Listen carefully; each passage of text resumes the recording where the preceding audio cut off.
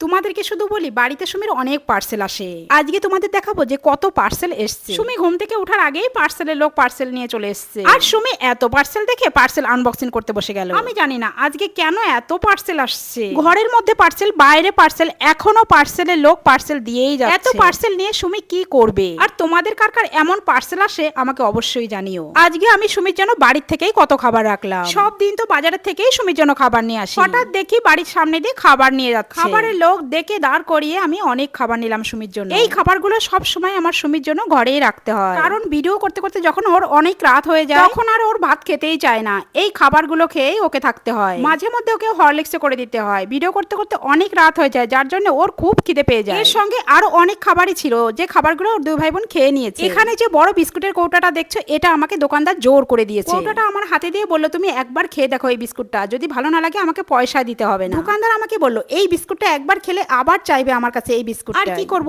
রেখে দিলাম দোকানদারের কথা মতো। দেখা যাক সুমি খেয়ে কি বলে। এদিকে আমি ঘরে খাবারের ভিডিওগুলো করছি আর বাইরে সুমির পার্সেল এসেই যাচ্ছে। ছোটবেলা থেকে সুমি ভাত কম খায়, তাই সব সময় ওর খিদে থাকে। ওর জন্যই এই খাবারগুলো আমাকে ঘরে রাখতেই হয়। এদিকে সুমি আমাকে ডেকে বললো, মা পার্সেল আনবক্সিং করতে করতে আমার খিদে পেয়ে গেছে, আমাকে কিছু খেতে দাও। কথা শুনে আমি বাইরে এসে দেখি এখনো পার্সেলের লোক দাঁড়িয়ে আছে। আমি সুমিকে ডেকে বললাম, আগে দুটো ভাত তো খেয়ে নেই, তারপরে আনবক্সিং করতে বস। আর এই বিস্কুটের কৌটাটা আমাকে দোকানদার জোর করে দিয়ে গেছে, তুই একবার এই বিস্কুট খেয়ে দেখ কেমন লাগে বিস্কুটগুলো খেতে। আর সুমি বলল, দেখে তো খুব ভালো মনে হচ্ছে, দেখা যাক একবার খেয়ে দেখি। যখন সুমি দেখে ঘরে অনেক খাবার আছে তখন সুমির খিদেই পায় না। যখন খাবার ঘরে না থাকে তখন একটু বেশিই খিদে পায় সুমি। এদিকে সুমি বিস্কুট খেয়ে বলল, মা খুব টেস্টি খেতে। এই বিস্কুটটা তোমরা দেখছো, এর অর্ধেক বিস্কুট সুমি খেয়েছে, বলছে আমার পেট ভরে গেছে। এবার তোমরাই বলো আমার সুমি কেমন খাবার খায়।